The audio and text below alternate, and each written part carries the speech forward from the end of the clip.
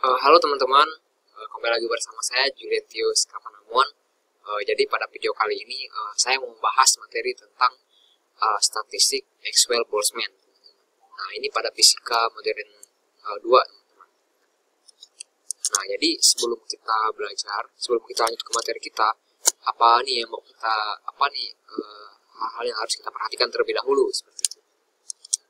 Nah kita langsung aja ke materinya teman-teman, langsung aja ke tujuan-tujuan apa kita mempelajarinya. Nah, yang pertama itu isi bab ini. Bab ini berisi perumusan statistik Maxwell-Boltzmann untuk assembly yang mengandung sistem atau partikel klasik. Contoh partikel klasik adalah atom atau molekul-molekul gas. Nah, itu isi bab ini. Itu secara singkatnya lah isi dari bab yang mau kita bahas. Nah, kemudian tujuan bab ini itu apa gitu kan? Tujuan bab ini adalah mahasiswa memahami bagaimana proses membangun statistik Maxwell-Boltzmann dengan menggunakan prinsip statistik murni yang digabungkan dengan prinsip kekekalan dalam fisika seperti kekekalan energi dan jumlah partikel. Itu tujuan tadi kita mempelajari ini. Nah, kemudian apa yang perlu kita kuasai terlebih dahulu nih? Untuk memahami penurunan fungsi distribusi Maxwell-Boltzmann, mahasiswa perlu memahami prinsip permutasi untuk benda-benda yang dapat dibedakan, sifat yang ditunjukkan oleh sebuah besaran yang nilainya kekal atau konstan, serta bagaimana mencari nilai maksimum dari sebuah fungsi. Nah, jadi teman-teman, sebelum kita masuk ke materi ini, teman-teman itu harus sudah paham dulu nih, harus sudah paham tentang bagaimana caranya mencari nilai maksimum dari sebuah fungsi. Selain itu juga, kita harus paham prinsip permutasi untuk benda-benda yang dapat dibedakan, sifat yang ditunjukkan oleh sebuah besaran yang nilainya konstan, seperti itu. Sebentar teman-teman ya. Oke, nah jika teman-teman sudah tahu, sudah paham apa yang mungkin kita akan pelajari, silahkan simak videonya berikut, pesan istri teman-teman dan pasang telinga teman-teman juga ya. Nah, sekarang kita akan masuk ke materinya. Hal yang pertama akan kita pelajari itu adalah konfigurasi penyusunan sistem klasik. Nah sebelum itu teman-teman, sebenarnya saya udah membuat ringkasan teman-teman, ringkasannya ini. Nah ini ringkasannya kurang lebih sama isinya kayak yang tadi, cuma ini lebih detailnya teman-teman. Jadi ini kayak dilangsung gitu, dilangkah-langkahin. Nah saya takutnya kalau saya bahas yang soal ringkasan ini nanti teman-teman malah ada yang ketinggalan, ada yang nggak jelas, atau mungkin kenapa rumusnya bisa berubah seperti ini dan kenapa seperti ini, seperti itu. Nah nanti saya akan bahas ringkasan dan dari modulnya langsung ya, biar kita banding-bandingin seperti itu. Nah, tapi di sini kita akan lihat langsung ke modulnya saja teman-teman. Nah, yang pertama kita bahas itu adalah konfigurasi penyusunan sistem klasik. Kita akan berangkat dari asumsi bahwa energi yang dimiliki sistem-sistem dalam assembly dianggap terdiri atas tingkat-tingkat energi. Tingkat-tingkat energi tersebut berada dalam rentangan dari 0 sampai tak terhingga. Nah, jadi teman-teman, dalam konfigurasi nanti itu ada sebuah tingkat-tingkat energi, teman-teman. Misalnya, energi 1, energi 2, energi 3, energi 4, dan sampai energi tak hingga. Seperti itu, teman. Jadi energinya itu bisa mulai dari 0 sampai ke tak hingga. Jadi nggak ada batasan, teman-teman. Itu tergantung bagaimana konfigurasi penyusunan sebuah assembly-nya nanti. Seperti itu. Nah, sekarang gambar 2.1 adalah ilustrasi tingkat-tingkat energi yang dimiliki assembly. Nah, kita akan lihat nanti. Tapi kita baca dulu ini teman-teman ya. Untuk sistem klasik seperti atom gas, perbedaan energi dua tingkat mendekati 0. Atau di sini ada EI plus 1 dikurang EI sama dengan 0, seperti itu. Maksudnya kalau EI tambah 1 kemudian dikurang EI itu ya bisa dikatakan sama dengan 0, teman-teman ya. Perbedaan energi yang mendekati 0 memiliki makna bahwa tingkat energi sistem klasik bersifat kontinu, artinya bersifat berkelanjutan. Nah, jadi perbedaan energi. Nah, jadi yang EI plus 1 atau dikurang EI ini merupakan perbedaan energi, teman-teman. Perbedaan energi yang mendekati 0, seperti itu. Nah, itu maknanya apa? Mereka memiliki makna bahwa tingkat energi sistem klasik bersifat kontinu atau berkelanjutan. Seperti itu. Sistem menempati salah satu dari keadaan energi di atas. Dalam sistem klasik, juga tidak ada batasan jumlah sistem. Nah, seperti yang saya katakan tadi, tidak ada batasan jumlah sistem yang dapat menempati satu keadaan energi. satu keadaan energi dapat saja kosong atau ditempati oleh satu sistem lain, oleh dua sistem, dan seterusnya. Jadi tidak ada batasan teman-teman, tidak terbatas juga ya, karena kan sudah disebutkan tadi dari nol hingga kata hingga. Bahkan semua sistem berada pada satu keadaan energi pun tidak dilarang. Bahkan semua sistem berada pada satu keadaan energi pun tidak dilarang. Jika semua sistem berada pada satu energi, ya itu nggak salah gitu teman-teman. Dia nggak dilarang. Nah, di sini ada gambarnya teman-teman. Tingkat-tingkat energi yang dimiliki sebuah assembly. Nah, jadi seperti yang saya katakan tadi, tingkat-tingkat energi itu ada 1, 2, 3, dan seterusnya. Seperti itu teman-teman di sini. Nah, ini merupakan gambar tingkat-tingkat energi yang dimiliki sebuah assembly. Satu assembly teman-teman ya.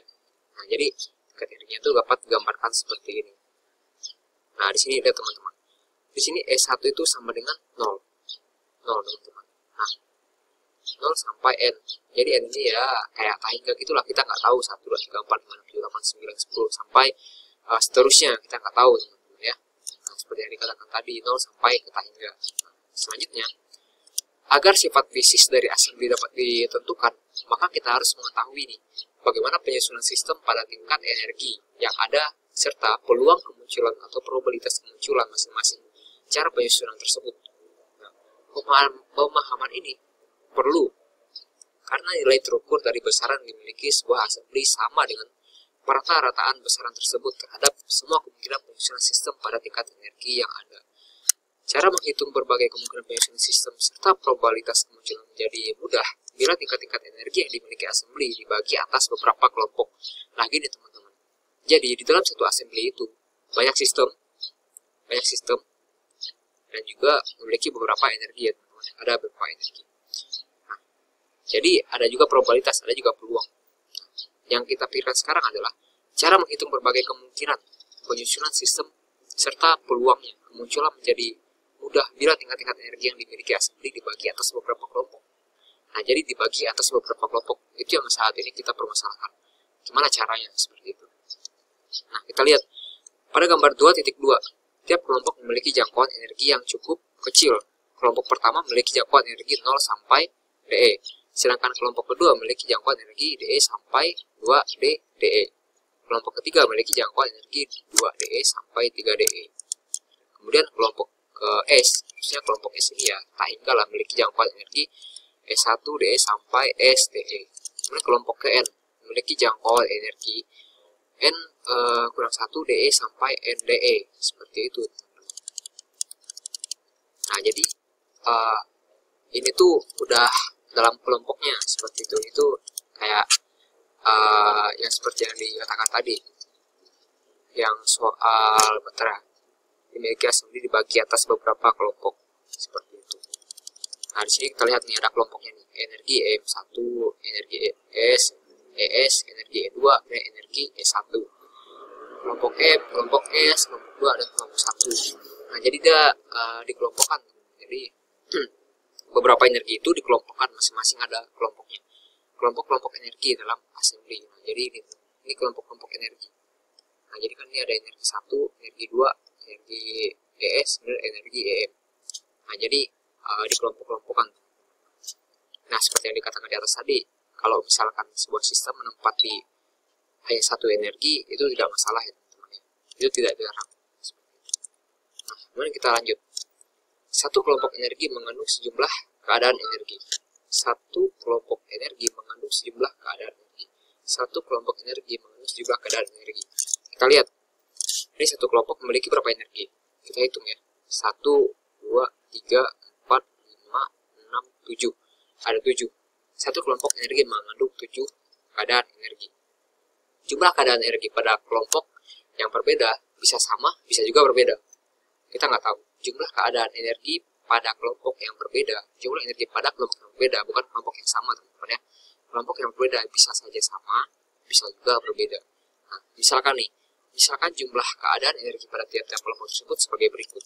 Nah, kita lihat. Misalnya nih, jumlah keadaan pada kelompok pertama itu G1.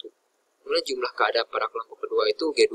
Jumlah keadaan pada kelompok ketiga itu G3. Kemudian jumlah kelompok pada kelompok GS itu GS.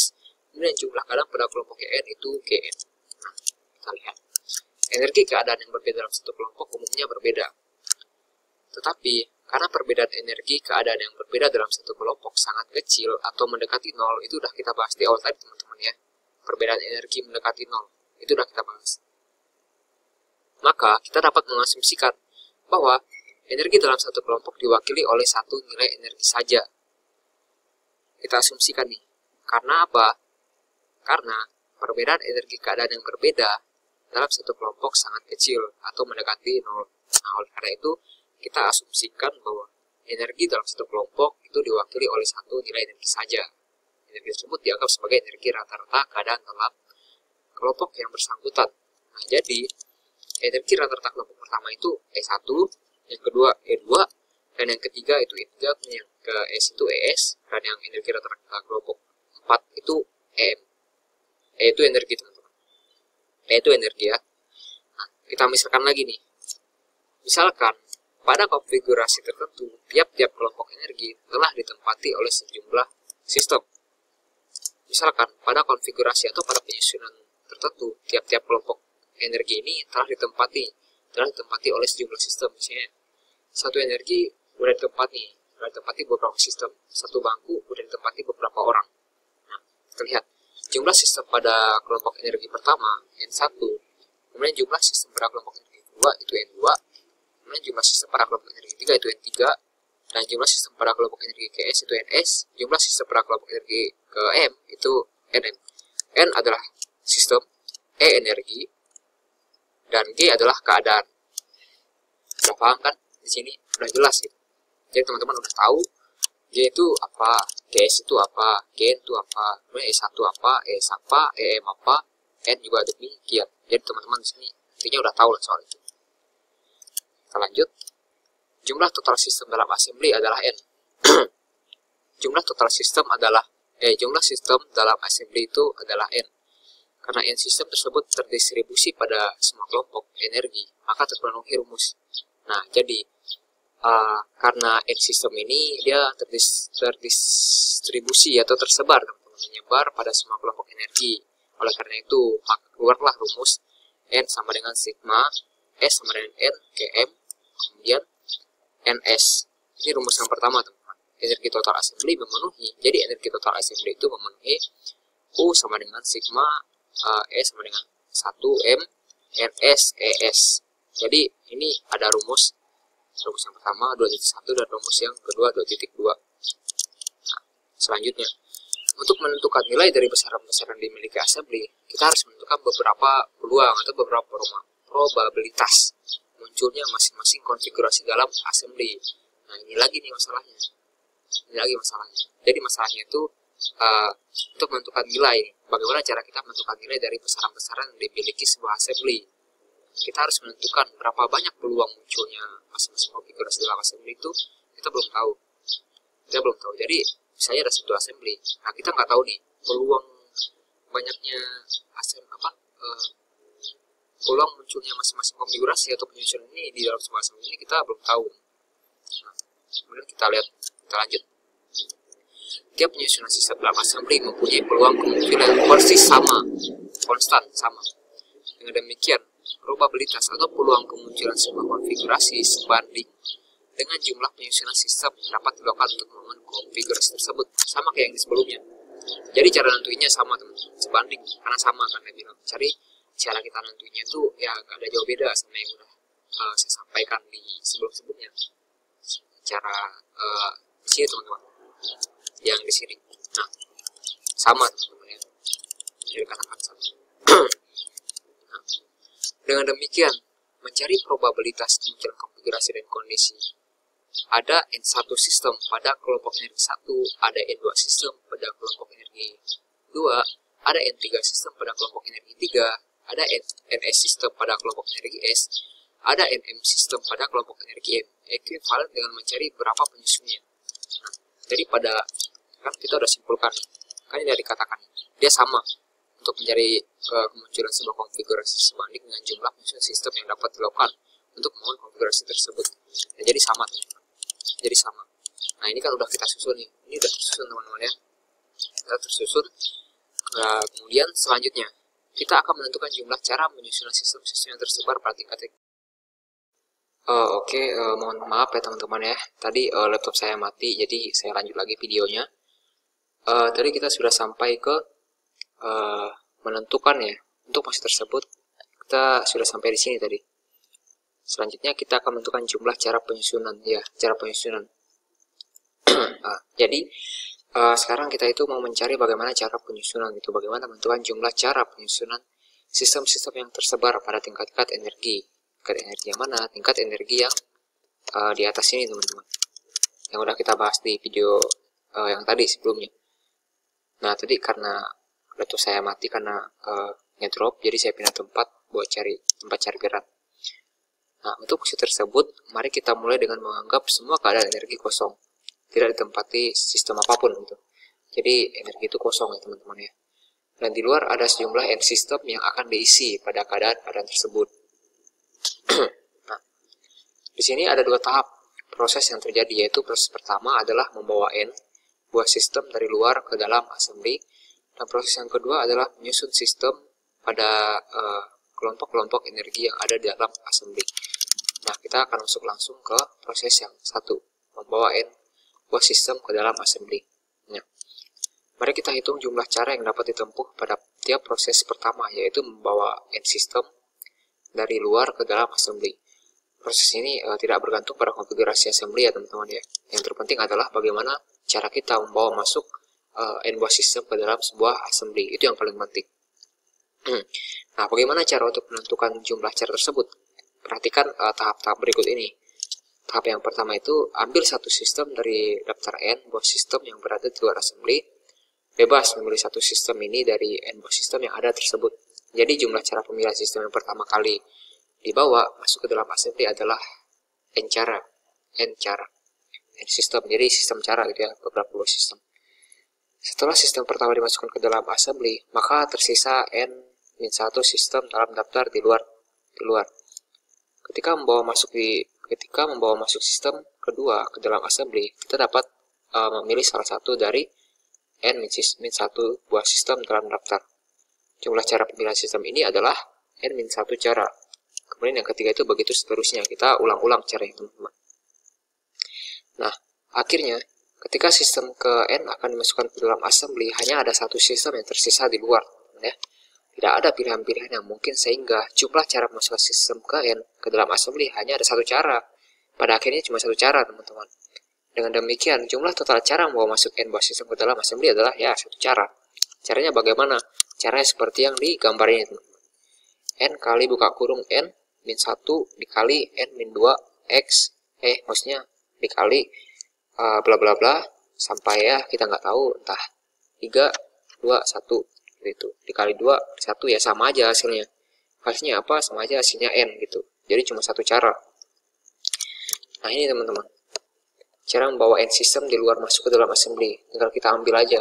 Misalnya ada sebuah assembly. Kita bawa N, misalnya N1 kita masukkan ke dalam sebuah assembly. N2 kita masukkan ke dalam sebuah assembly. N3 juga kita masukkan ke dalam sebuah assembly.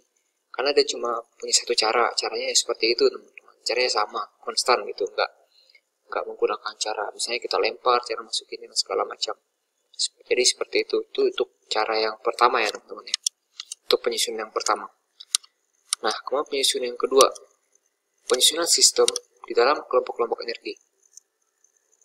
Selanjutnya kita tinjau proses yang kedua, tahapan yang ditempuh sebagai berikut. Yang pertama itu kita tinjau dulu nih, kelompok yang pertama teman-teman. Kelompok yang pertama. Kita lihat dulu yang mengandung G1. Nah ini G1 ini artinya kelompok pertama. Keadaan yang ditempati oleh N1. Nah jadi kelompok pertama ini dia N1 yang nempatin dia ya. N1 menempati G1 sistem. Sebagai ilustrasi dalam nah gambar ini 2.3. Jadi tinjau kelompok 1 yang pertama itu kita tinjau kelompok 1 yang mengandung G1. Jadi semua G1 ini merupakan kelompok 1 yang ditempati oleh N1 sistem, baik N1-1, N1 sistem. Nah, jadi mereka menempati G ini teman-teman, G1, kemudian G1-1 sama G1-2, seperti itu. Nah, jadi ini milik N1 sistem seperti itu. Nah, selanjutnya di sini ada juga 1, 2, 3. Nah, ini milik si sistem kelompok yang 1, 2, 3, dan 4 seperti itu. Jadi kalau teman-teman masih bertanya soal yang garis-garis ini merupakan tingkat-tingkat energi, teman-teman. Nah, jadi gambar ini tuh cara menyusun satu sistem pada G1, keadaan. Jadi ini sebuah keadaan. Nah, di sini sudah ada sih dipaparkan, tapi kurang lebih sama dengan apa yang saya jelaskan, teman-teman. Nah, jadi akhirnya jumlah cara mendapatkan N1 partikel pada G1 buah keadaan adalah dengan cara kita kali keadaan 1 atau G1 atau kelompok 1, G1 kali G1 kali G1 kali G1 sampai N1 buah perkalian, itu hasilnya akan menjadi G1 pangkat N1. Nah, yang mungkin akan ditanyakan adalah G1 pangkat N1 ini apa? Sejumlah G1 pangkat N1 cara di atas secara implisit mengandung makna bahwa urutan pemilihan partikel yang berbeda menghasilkan penyusunan yang berbeda pula. Padahal tidak demikian, itu tidak benar, teman-teman. Jadi pemilihan partikel yang berbeda akan menghasilkan penyusunan yang berbeda pula, itu sebenarnya itu salah. Atau bukan kayak gitu, istilahnya kayak gitu. Nah, urutan pemilihan yang berbeda dari sejumlah N1 atau sistem satu partikel yang ada tidak berpengaruh pada penyusunan. Ingat ya, tidak berpengaruh pada penyusunan, asalkan jumlah partikel pada tiap bangku tetap jumlahnya. Nah, yang paling penting itu asalkan jumlah partikelnya itu tetap, teman-teman. Tetap. Tapi kalau misalkan pemilihan yang berbeda dari sejumlah sistem, urutan pemilihan yang berbeda dari sejumlah sistem atau N1 itu nggak berpengaruh gitu. Yang berpengaruh itu jumlah partikel pada tiap bangku tetap jumlahnya harus sama, teman-teman. Nah, selanjutnya urutan pemilihan jumlah N1 partikel menghasilkan N1 faktorial, macam cara penyusunnya. Dengan demikian, jumlah real cara penyusunan N1 partikel pada G1 buah keadaan seharusnya G1 pangkat N1 per N1 faktorial. Penjelasan yang sama juga berlaku bagi N2, yaitu sama aja, teman-teman. Kurang lebih. Mau baik N1, G1, N2, dan G2, itu sama rumusnya. Caranya juga sama. Nah, ini nggak perlu saya jelasin lagi. Ini sama kayak yang di awal, yang N1 dan G1. Sama juga dengan yang NS dan GS. Itu sama juga, teman-teman. Nah, akhirnya, jumlah cara mendistribusikan secara bersama-sama N1 sistem pada kelompok dengan G1 keadaan N2, sistem pada kelompok dengan G2 keadaan, dan seterusnya NS ataupun NM pada GS ataupun GM keadaan. Nah, jadi ini yang kita temukan. G1 pangkat N1 per N1 faktorial dikali G2 pangkat N2 faktorial per N2 faktorial, dan seterusnya seperti itu. Dengan demikian, jumlah total cara menempatkan N buah sistem ke dalam konfigurasi yang mengandung N1 sistem pada kelompok dengan G1 keadaan, kemudian E2 juga, kemudian G2 juga, dan NS dan seterusnya. Ya, kita akan menghasilkan W sama dengan N faktorial. Ya, W sama dengan N faktorial sigma MS. MS sama dengan 1 GS pangkat NS per NS faktorial. Seperti itu, teman-teman. Nah, jadi kita udah selesai nih. Kita udah tahu cara penyusunannya. Kita juga udah tahu bahwa mengambil penyusunan yang berbeda itu tidak berpengaruh. Yang penting jumlah partikelnya itu harus sama. Di sebuah satu tempat, satu bangku itu harus sama. Itu yang paling penting, seperti itu. Nah, sekarang kita akan lanjut ke konfigurasi dengan probabilitas maksimum. Nah, sekarang kita mencari konfigurasi yang memiliki probabilitas kemunculan paling besar. Kita menganggap bahwa konfigurasi yang dibentuk oleh sistem-sistem dalam assembly menghasilkan besaran makroskopik adalah konfigurasi dengan probabilitas maksimum tersebut. Cara yang dilakukan adalah mencari kumpulan NS. Sedemikian sehingga W maksimum. W tadi kan kita dapat ya. Jadi W maksimum. Di sini sudah dibahas W. Tetapi karena W merupakan perkalian sejumlah faktor, maka akan lebih mudah jika kita maksimalkan len W. Karena jika len W maksimum, maka W pun maksimum. Nah, di sini kita udah bahas soal W, teman-teman, di yang kedua ini. Nah, ini caranya cukup panjang, teman-teman, di modul ya. Mungkin teman-teman masih kurang paham. Saya juga masih belajar, teman-teman, yang di modul ini. Nah, jadi saya campur dengan ringkasan saya tadi ya. Kita buka ringkasan saya tadi. Nah, di sini lebih agak singkat, teman-teman. Kita lihat. Tapi kurang lebih sama, teman-teman ya. Bukan berarti berbeda. Nah, cara yang kita lakukan adalah mencari kumpulan NS demikian sehingga W maksimum. Namun karena W merupakan perolehan sejumlah faktor, maka lebih mudah jika maksimalkan len W. Karena jika len W maksimum, maka W maksimum kita peroleh. Nah, kita langsung ke rumus. Tadi kan W kita udah bahas, W kita dapat. Jadi di sini kita gunakan len W, teman-teman. Len W sama dengan len N faktorial ditambah len sigma MS sama dengan 1 GS pangkat NS per NS faktorial. Kemudian dapatlah kita turunkan yang LNN-nya. LNN ditambah LN buka kurung. Nah, ini yang kita dapat, teman-teman. Yang tadi yang udah kita dapat, yang G1, G2, GM, ataupun GS. Itu kita dapat, teman-teman. Nah, jadi tinggal kita masukin di rumus ini, gitu loh.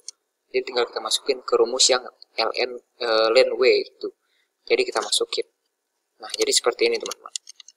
Tinggal perlu saya jelasin, karena ini tinggal masukin aja di rumusnya, teman-teman ya. Yang GS, G1, G2 tadi tinggal kita masukin. Teman-teman tinggal lihat saja di PPT ini, teman-teman. Karena ini tinggal masukin. Nah, karena kita udah masukin tadi, karena N ataupun NS merupakan bilangan-bilangan yang sangat besar, maka untuk mempermudah perhitungan, kita dapat menggunakan pendekatan Stirling. Nah, pendekatan Stirling itu bagaimana? Pendekatan Stirling itu seperti ini. Len N faktorial, len N min 1. Seperti itu. Nah, jadi pendekatan Stirling itu seperti ini, teman-teman. Teman-teman dapat lihat di PPT. Ya. Jadi ini nggak perlu saya sebutin satu-satu. Tinggal teman-teman lihat, teman-teman juga pasti paham ini matematika dasar lah, matematika dasarnya di sini, teman-teman. Nah, kita akan lanjut lagi ke sebenarnya dapat kita simpulkan konfigurasi yang memiliki peluang yang paling besar adalah yang memiliki jumlah sistem pada tiap kelompok energi yang memenuhi persamaan NS sama dengan GS dengan XP alpha plus beta ES. Nah, jadi pada intinya yang cara kedua ini sebenarnya yang dapat kita simpulkan konfigurasi atau penyusunannya itu yang memiliki peluang kemunculan paling besar adalah ya yang memiliki jumlah sistem pada tiap kelompok energi yang memenuhi persamaan di bawah ini, teman-teman. Yang NS sama dengan GS, XP, kemudian alpha tambah beta ES itu, teman-teman. Jadi pada dasarnya itu. Nah, jadi di sini kita nggak bahas soal rumusnya, teman-teman, karena tinggal masukin sebenarnya seperti itu, atau kita tinggal diferensialkan, teman-teman. Nah, sekarang kita akan lanjut ke harga rata-rata. Nah, jadi kita nggak pakai modul lagi ya, teman-teman ya, kita langsung ke yang ringkasan saja. Nah, kita akan bahas tentang harga rata-rata. Peluang kemunculan terbesar terjadi pada konfigurasi yang mengandung sistem pada tiap kelompok energi yang memenuhi persamaan di atas. Nah, kita misalkan X merupakan salah satu sistem sebuah assembly. Nah, jadi X ini kita contohkan ya, teman. Kita misalkan salah satu sifat sebuah assembly. Nah, jadi nilai X yang kita ukur merupakan perata-rataan nilai X pada semua konfigurasi yang mungkin. Misalkan nilai X beserta peluang kemunculan konfigurasi. Nah, di sini ada tabel. Nilai X beserta probabilitas kemunculannya. Konfigurasi ke I, nilai X, probabilitas kemunculan. Misalnya, konfigurasi yang pertama, X konfigurasi 1. Yang kedua, X konfigurasi ke 1 juga. Sama dengan halnya probabilitas kemunculannya, teman-teman. Nah, di sini teman-teman dapat lihat ya tabel ini. Nah, perlu diperhatikan di sini bahwa jumlah konfigurasi yang mungkin tidak sama dengan jumlah sistem atau jumlah kelompok energi dalam assembly nilai rata X memenuhi hubungan X sama dengan X pumping 1, P pumping 1, X pumping 2, kemudian P pumping 2. Nah, ini sama teman-teman. Ini jadi tinggal dimasukin juga, teman-teman ya. Ini tinggal dimasukin juga sama. Jadi di tabel kan udah ada nih, teman-teman. Jadi rumusnya tinggal kita masukin aja, X sama dengan dimasukin. Teman-teman dapat lihat ya di sini ya. Jadi nggak perlu saya sebutin satu-satu juga.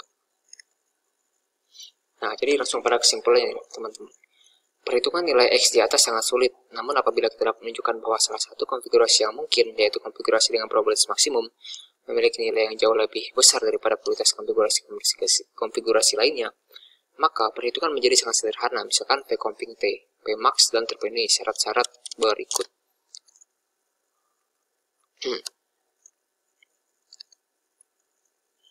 Nah, di sini teman-teman dapat lihat persyaratannya di sini.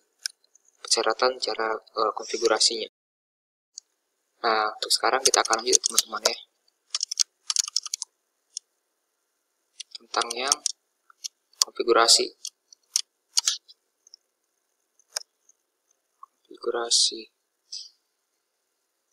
Nah, jadi kan tadi kita udah dapat konfigurasinya kan, rumusnya cara gimana. Jadi X sama dengan tinggal kita masukin teman-teman ya.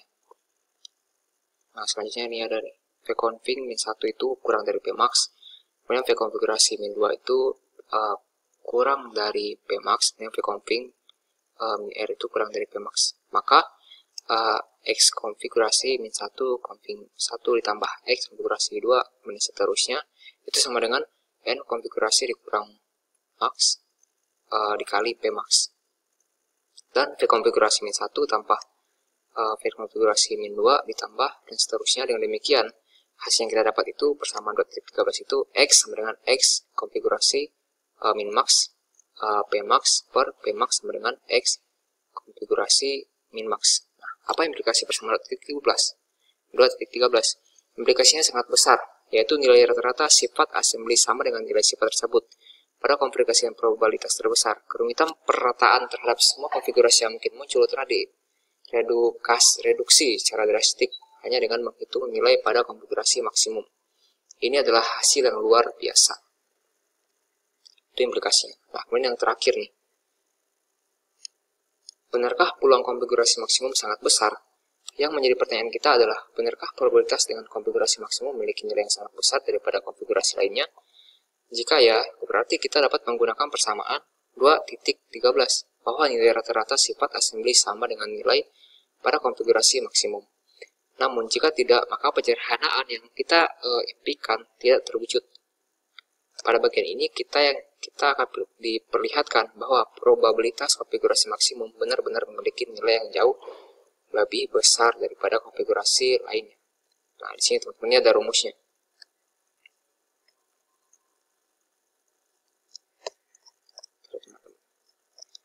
Nah, ini ada rumusnya, pembuktian kalau benarkah peluang konfigurasi maksimum sangat besar gitu kan. Benar nggak? Gitu kan. Nah, jadi di sini teman-teman ada rumusnya. Len sama dengan W sama dengan len W max ditambah sigma M S sama dengan 1 DL len W dan seterusnya. Nah, di sini teman, karena W hanya fungsi variabel NS saja, maka delta 2 L len W per len NS maksudnya delta NS delta NQ sama dengan delta SQ D pangkat 2 LNW per TN pangkat 2 S. Seperti itu. Jadi ini rumusnya teman-teman. Jadi saya nggak jabarin satu-satu. Saya nggak ngomongin satu-satu soal rumusnya. Teman-teman bisa lihat sendiri ya teman-teman ya. Di sini. Nah, jadi intinya teman-teman, yang terakhir ini kita akan langsung lihat saja. Jadi dengan rasio deviasi 10 kurang 10 kali konfigurasi maksimum, probabilitas peluang konfigurasi tersebut hampir 0. Hal ini membuktikan bahwa nilai sifat assembly pada konfigurasi maksimum sama dengan nilai rata-rata sifat assembly-nya. Nah, tadi kan kita sudah bahas bahwa berkali-kali bahwa nilai assembly atau konfigurasi maksimum probabilitas peluang ini itu mendekati 0 teman-teman, hampir 0 seperti itu loh. Tadi kan kita udah bahas hampir 0. Kemudian kita juga mendapatkan nilai ini. Dia sama juga gitu, probabilitas peluang konfigurasi tersebut juga hampir sama dengan 0 yang di atas ini. Jadi itu membuktikan bahwa nilai sifat assembly pada konfigurasi atau pada penyusun maksimum, itu ya sama dengan nilai rata-rata sifat assembly-nya itu sama, nggak ada perbedaan. Seperti itu teman-teman. Ini yang terakhir. Jadi konfigurasi maksimum itu sama dengan nilai rata-rata sifat assembly yang udah kita bahas di sebelumnya tadi. Jadi pada dasarnya itu teman-teman. Seperti itu. Nah, jadi pada video kali ini saya cukupkan dulu sampai di sini teman-teman. Sudah 30 menit lewat. Jika ada pertanyaan silahkan teman-teman tuliskan di komentar. Kemungkinan besar saya akan menjawabnya teman-teman ya. Saya ucapkan terima kasih.